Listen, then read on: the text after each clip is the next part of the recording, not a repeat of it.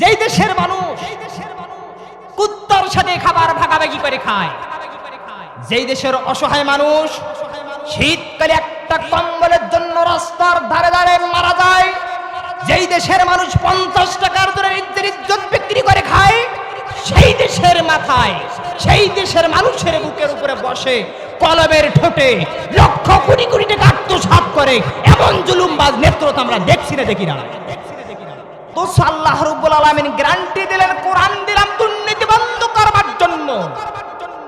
কোরআন ঘরে ঘরে আছে, প্রতিটা পদে পদে, প্রতিটা কর্মে কর্মে, প্রতিটা ধাপে ধাপে দুর্নীতি আছে না? একটা চোরের যদি হাত কাটা হতো দুর্নীতির অপরাধে, চুরির অপরাধে, জনগণের টাকা আত্মসাৎ করার অপরাধে, তাহলে বুঝতেন অটোমেটিক বাংলাদেশটা একটা ছোটখাটো জান্নাতের টুকরায় পরিণত হয়ে যেত। কোরআনকে লালন করে, কোরআনকে প্রতিষ্ঠার জন্য আন্দোলন করে, নিজের হাত দিল, পা দিল, চক্ষু দিল, শাহাদাত বরণ করলো। তারা যদি পার্লামেন্টে যায় তারা কিভাবে তারা চুরি করতে পারে? হয়তোবা স্বাধীনতার সময় অনেকে ছোট ছিলেন অথবা কেউ বড় ছিলেন। সকলকে আমি একটা অনুরোধের স্বরে বলছি, আপনি কি বুকি হাত দিয়ে বলতে পারবেন আপনি স্বাধীনতার পর থেকে তাদেরকে সিল দিয়েছেন, ভোট দিয়েছেন, যে আপনার নেতা 1 টাকার দুর্নীতি করে না? আপনি কি এটা সাক্ষ্য দিতে পারবেন আপনার নেতা জীবনে মদ খায় নাই? রেল স্টেশনের ধারে ধারে, রাস্তার ধারে ধারে অসহায় মাকে একটা কম্বল দিতে পারলাম না? আপনার আদর্শ কি দিল মুসলিম জাতি? কি দিল? দিয়েছে সন্ত্রাস, দিয়েছে চাঁদাবাজি, দিয়েছে লুণ্ঠন, দিয়েছে অপহরণ, দিয়েছে মদ। এই আদর্শ দিয়ে সমাজে শান্তি, সমাজে মুক্তি, সমাজে নিরাপত্তা দেওয়া সম্ভব না। আদর্শ আনতে হবে লাকাদ কানা লাকুম ফি রাসূলিল্লাহি উসওয়াতুন হাসানা, রাসূলের মতাদর্শ। আল্লাহু আকবার। আমি আপনাদের মাঝে পবিত্র আল কোরআনুল কারীমের সূরা আলে ইব্রাহিম থেকে প্রথম আয়াতটা তেলাওয়াত করেছি। কোন সূরা? ইব্রাহিম, মিল্লাতা আবিকুম ইব্রাহিম। সুবহানাল্লাহ কোন? আমাদের জাতির পিতার নাম কি? আরো জোরে। দীর্ঘ 15 বছর শুনে আসলাম কি?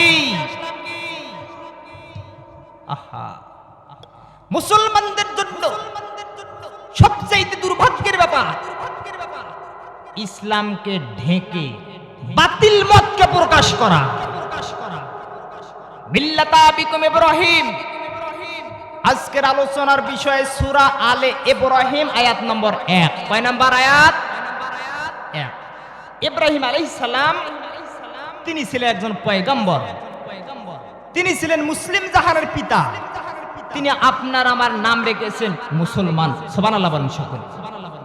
এই আয়াতে কারিমার ভিতরে মহান আল্লাহ রাব্বুল আলামিন জাতির জন্য কি মেসেজ দিলেন, কি ধারণা দিলেন, কি নির্দেশনা প্রদান করলেন, কি জাতির জন্য কি শিক্ষা দিলেন, ইনশাআল্লাহ এই আয়াত থেকে কিছু শোনানোর চেষ্টা করব। বলেন আল্লাহুম্মা আমিন। আল্লাহ পাক বলছেন আলিফ লাম রা, এটা হরফুল মুকাত্তাআত, সংক্ষিপ্ত অর্থ। কোরআনুল কারীমের 17 কিংবা 19 জায়গায় আল্লাহ রাব্বুল আলামিন এই সংক্ষিপ্ত শব্দগুলোকে প্রয়োগ করেছেন, যার অর্থ আল্লাহই ভালো জানেন। এই ব্যাপারে আমাদের দ্বিমত করার কোনো প্রয়োজন আসে না। আল্লাহ পাক বলছেন আলিফ লাম রা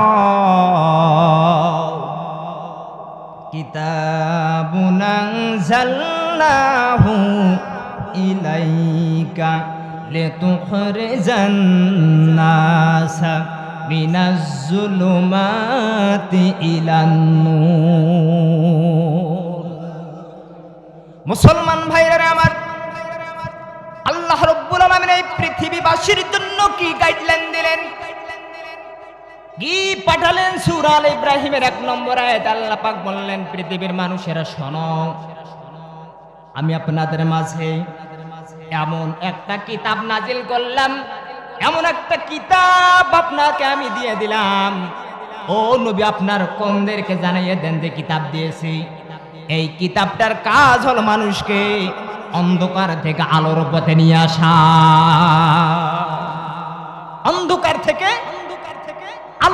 নিয়ে আসবে। এখন অন্ধকার কি? তাফসীর ইবনে কাসির, তাফসীরে জালালাইন, তাফসীরে বাইজাবি, এই পৃথিবীর সর্বকনিষ্ঠ সর্বশ্রেষ্ঠ মুফাসসিরগণ অন্ধকার বলতে বুঝেছেন অন্ধকার হলো শিরক। অন্ধকার কি? অন্ধকার হলো কুফর, অন্ধকার হলো চুরি, অন্ধকার হলো ডাকাতি, অন্ধকার হলো মিথ্যা সাক্ষী দেওয়া, অন্ধকার হলো জিনা ব্যভিচার করা, অন্ধকার হলো দিনের ভোট রাতে করা। এগুলো অন্ধকার না? দেখলাম ভোট তো দেওয়াই লাগেনি, লাগছে? লাগেনি। আল্লাহ পাক বলেন, হে নবী, আমি আপনাকে যে কিতাবটা দিলাম, যে কোরআনুল কারীমটা দিয়ে দিলাম, এই কোরআনুল কারীমের এই জন্য পাঠালাম যাতে মানুষগুলোকে এই অন্ধকার থেকে আলোর পথে নিয়ে আসতে পারে। ও মুসলমানেরা, কোরআন ঘরে ঘরে আছে না নাই? অন্ধকার দূর হয়েছে, চুরি বন্ধ হয়েছে, ডাকাতি বন্ধ হয়েছে, কিচ্ছু বন্ধ হলো না। কিন্তু আল্লাহ রাব্বুল আলামিন বললেন, ও পৃথিবীর মানুষ, কোরআনটা এই জন্য পাঠালাম অন্ধকার থেকে আলোর পথে আনবার জন্য। কিন্তু কোরআন ঘরে ঘরে আছে, অন্ধকার দূর, চুরি কিচ্ছু বন্ধ হয়নি। তাহলে আল্লাহর কথা কি মিথ্যা? উদাহরণ দেই, বাবা ছেলে বাজারে গেছে, যাবার পরে কাঁঠালের গাছ বিক্রি করা দেখলো। সন্তান বলছে, বাবা, আমাদের না বাড়ির পাশে একটা জায়গা আছে, কাঁঠালের গাছটা নাকি রোপণ করি। কাঁঠালের গাছ নাকি রোপণ করলো, গাড়লো, 2 বছর পর কাঁঠাল হলো। কাঁঠাল বাবা ছেলে পারে, খায়, ভালোই লাগে। পরবর্তী দিন আবার কাঁঠাল পারে, ছেলে পারে, বাবা গতকালকে তো কাঁঠাল খুবই মিষ্টি লাগলো, আজকে মানে আরো মিষ্টি লাগলো। তখন বাবা ছেলে কাঁঠাল খায় আর বলে, যদি আল্লাহ কাঁঠালের গাছটায় রংপুরের হাড়ি ভাঙ্গা আম দিত, দিবে? সন্তান বলে, বাবারে, কাঁঠালের গাছে যদি রংপুরের হাড়ি ভাঙ্গা আম ধরাতে হয়, ও কসবাবাসী শুনে নাও, এই কসবা থেকে শুরু করে গোটা বাংলাদেশের আলেম ওলামাদেরকে নিয়ে দোয়া করবো, আল্লাহ কাঁঠালের গাছে যেন রংপুরের হাড়ি ভাঙ্গা আম ধরবে। এতটুকু কথা কি আপনারা বুঝেছেন? সন্তান দোয়া করে, বাবা পীর সাহেবকে ডাকবো যাতে কাঁঠালের গাছে আম ধরে। এরপরে সন্তান ডাক দিয়ে বলে, বাবারে, এই এলাকার যতগুলো মুহাদ্দিস মুফাসসির রয়েছে সকলকে আহ্বান করব, আর খতমে ইউনূস পাঠ করে দোয়া করব, আল্লাহ আগামী বছর যেন কাঁঠালের গাছে রংপুরের হাড়ি ভাঙ্গা আম ধরবে। গাছ গাছেন কিসের? আওয়াজ দেন কিসের? আম পাওয়া যাবে। উদাহরণ নাম্বার 2, একজন হাজি আর নাতি হাফেজ গেছে এক জায়গায় নামাজ পড়তে।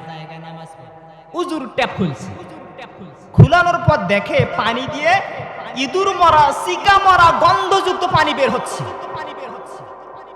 হাজি সাহেব বলছে, আস্তাগফিরুল্লাহ, এটা কোনো কথা?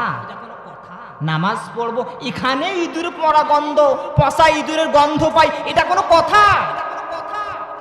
নাতি বলেন, দাদারে, আপনি হজ করলে করতে পারেন, এই ইঁদুর মরা গন্ধ পচা যুক্ত পানি এখানে বের হলো, এর সেন্টার এক জায়গায় আছে না নাই? ট্যাঙ্ক। ও দাদারে, ওই ট্যাঙ্কের ভিতরে যতক্ষণ পর্যন্ত পচা ইঁদুর না সরাবা ততক্ষণ পর্যন্ত এই ট্যাপের মুখে পড়ে আস্তাগফিরুল্লাহ দোয়া ইউনূস কোরআনুল কারীম খতম তেলাওয়াত করে, দুর্গন্ধযুক্ত পানি কি সুগন্ধ হবে? উদাহরণটুকু কেন দিলাম, কান লাগান। ও মুসলমানেরা, কাঁঠালের গাছ রোপণ করলে যেমন আম পাওয়া বোকামি, আমের জন্য দোয়া করা যেমন বোকামি, পানির ট্যাঙ্কির উপর যদি ইঁদুর মরা পচা ইঁদুর থাকে আর ট্যাপের নিচে এসে ভালো পানি আসার করার জন্য এই দোয়াও করাও তেমন বোকামি, কথা হয় না? সুতরাং এমনি ভাবে এই দৃষ্টা পরিচালনা হবার জন্য আল্লাহ রাব্বুল আলামিন দিলেন কোরআনুল কারীম। ও পৃথিবীর মানুষ, তোমাকে দিলাম কোরআনুল কারীম আইন হিসাবে। কি হিসাবে? সুতরাং কোরআনের আইন বাদ দিয়া যখন কাঁঠাল গাছ রাখছো, আমের গাছ বাদ দিয়া, অর্থাৎ কোরআনের আইন বাদ দিয়া যখন মানব রচিত আইনের তোয়াক্কা করছো, তাবেদারি করছো, অনুসরণ করছো মুসলমান, এই সময়ে কোরআন তো তোমাকে হেদায়েত দিতে পারে না। কথা বলেন না কেন? তাহলে কাঁঠালের গাছে যেমন আম ধরে না, পচা ইঁদুর ট্যাঙ্কিতে থাকলে পানি পবিত্র হয় না, ঠিক মানব রচিত আইন দিয়া যদি সমাজ চলে, রাষ্ট্র চলে, আপনার দেশে চলে, এই সমাজের কিয়ামত পর্যন্ত চুরি ডাকাতি বন্ধ হতে পারে না। কথা বলেন না কেন? প্রতি বছর আগস্ট সেপ্টেম্বরে দেশে বাজেট হয়, একটা রাস্তা বানায়, 2 বছর নাই যাইতে রাস্তা উল্টে যায়। কথা বলেন না কেন? তার মানে নিশ্চয় ওই রাস্তার বাজেট আল্লাহর রহমতের ফেরেশতা গিলে ফেলেছে। ফেরেশতা গিলে ফেলে নাই? তাহলে রাস্তা হবার কথা 10 লক্ষ টাকার মনে রাখেন, ফেরেশতা গিলতে গিলতে গিলতে 7-8 লক্ষ টাকা পর্যন্ত গিলল। 2-3 লাখ টাকার কাজ আর রাস্তার কাজ কেমন হবে? আল্লাহ পাক বলেন, ও পৃথিবীর মানুষ, যখন এই কোরআনুল কারীম আপনার রাষ্ট্র পরিচালনার নীতিতে প্রয়োগ করা হবে, 10 লাখ টাকার কাজ রাস্তা নিশ্চয়ই 10 লাখ টাকায় পাবে। উদাহরণটুকু কেন দিলাম? আরো উদাহরণ দেয়, আমি গ্রামের মানুষ, আপনাদের এলাকারই মানুষ, এই জন্য আঞ্চলিকতায় আপনাদেরকে বোঝানোর জন্য চেষ্টা করতেছি। এতক্ষণ পর্যন্ত যা কথা বললাম বুঝতে কি কষ্ট হয়েছে? আচ্ছা, তাহলে রাস্তা বানাতে গিয়ে আপনি 10 লাখ টাকার জায়গা 7 লাখ টাকা খেয়ে ফেললেন, অথচ আল্লাহ রাব্বুল আলামিন গ্যারান্টি দিলেন, কোরআন দিলাম দুর্নীতি বন্ধ করবার জন্য। কোরআন ঘরে ঘরে আছে, প্রতিটা পদে পদে, প্রতিটা কর্মে কর্মে, প্রতিটা ধাপে ধাপে দুর্নীতি আছে না নাই? আস্তে করে বলেন, আছে না নাই? তাহলে দুর্নীতি যদি থাকে, অথচ আল্লাহ পাক বললেন দুর্নীতির মতো অন্ধকার থেকে মানুষকে সুনীতির পথ আনবার জন্য কোরআন দিলাম। কোরআন ঘরে ঘরেই আছে, কোরআন মাদ্রাসায় আছে, কোরআন হাফেজদের মাথায় সিনার ভিতরে আছে। সমাজের দুর্নীতি বন্ধ হয় না। তাহলে সমাজের দুর্নীতি বন্ধ করতে গেলে কি করতে হবে? কি করতে হবে? আল্লাহর এই কোরআনটা সংসদে পাঠাতে হবে। যতদিন পর্যন্ত আল্লাহর এই কালাম, মহাপবিত্র কোরআন জাতীয় সংসদে না যাবে, ততদিন পর্যন্ত কোরআনের জায়গায় থাকবে। সমাজের চুরি বন্ধ হবে না, সমাজের ডাকাতি বন্ধ হবে না, সমাজের সুদ ঘুষ বন্ধ হবে না, অন্যায় অশ্লীলতা বন্ধ হবে না, নারী ধর্ষণ, নারী অপহরণ বন্ধ হবে না। হবে? কারণ কোরআনকে আমরা জায়গা মতো বসাতে পারি নাই। যদি কোরআনে জায়গা মতো বসাতে পারতাম, দুর্নীতি কেন, চুরি করবে হাতটা আগে কেটে দেওয়া হতো। ঠিক কিনা? পরবর্তী দিনে মন্ত্রী সাহেব কাটা হাত নিয়ে যদি মন্ত্রণালয়ে যেত, তার সহচারী বৃন্দ বলতো, নিশ্চয় মন্ত্রী লক্ষ লক্ষ টাকা চুরি করেছে, যার কারণে তার হাতটা কেটে দেওয়া হল। এই লজ্জায়, এই শরমে, এর আরো একটু উদাহরণ দেয়। রাসূল সাল্লাল্লাহু আলাইহি সাল্লাম 10 বছর কোরআন দিয়ে রাষ্ট্র পরিচালনা করেছে। কয় বছর? 10 বছর হায়াতে জিন্দিগানিতে 3 জন চোরের হাত কেটেছে মাত্র। কয়জন? 10 বছরে চুরি ছিল না। একটা চোরের যদি হাত কাটা হতো, দুর্নীতির অপরাধে, চুরির অপরাধে, জনগণের টাকা আত্মসাৎ করার অপরাধে, তাহলে বুঝতেন অটোমেটিক বাংলাদেশটা একটা ছোটখাটো জান্নাতের টুকরায় পরিণত হয়ে যেত। আমরা তা করি না।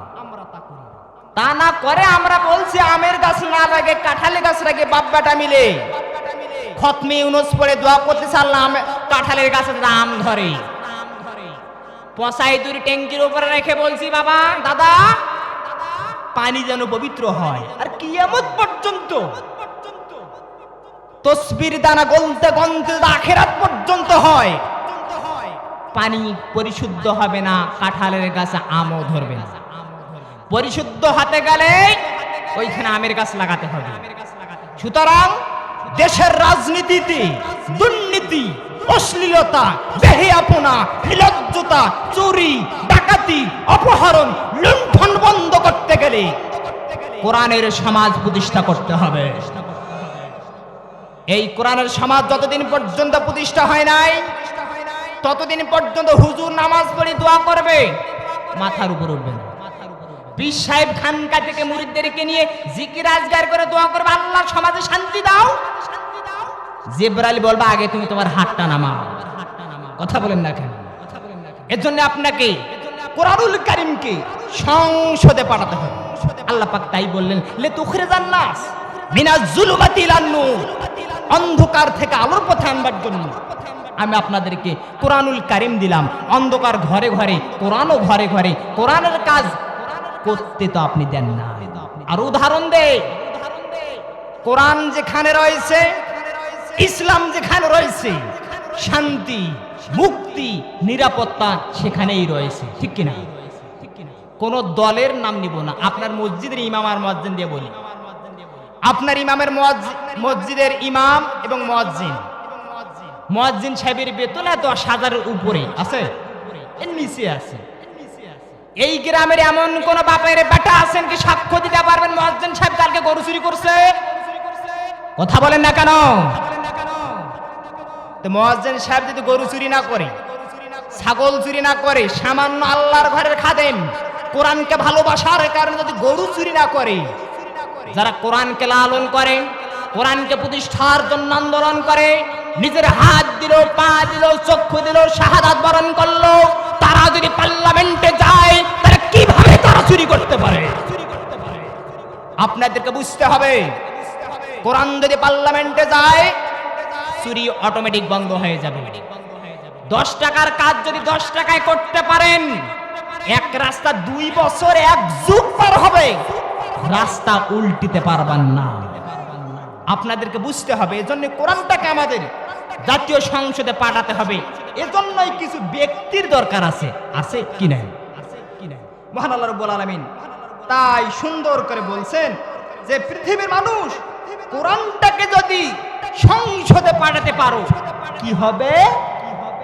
আসমানের দরজাগুলো, রহমতের দরজাগুলো আপনাদের জন্য খুলে দেওয়া হবে। সুবহানাল্লাহ বলেন সকলে। তাহলে কোরআন সংসদে পাঠাতে গেলে একটা নেতার দরকার আছে, আছে না নাই? এখন অনেকের বয়স হয়তোবা স্বাধীনতার সময় অনেকে ছোট ছিলেন অথবা কেউ বড় ছিলেন।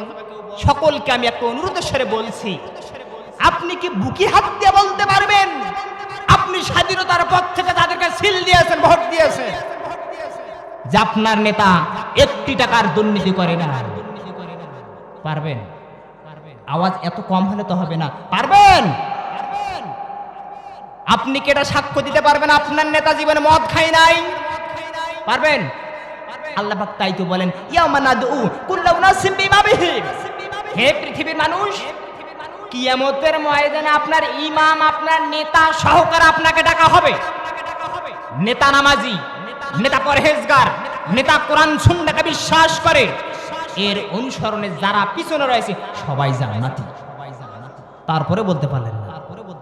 আর যদি নেতা চোর হয়, ডাকাত হয়, সুদখোর হয়, ঘুষখোর হয়, জিন্দিগিতে নামাজ পড়ে নাই, তার পিছনে আপনি টুপিওয়ালা লাইন ধরবেন।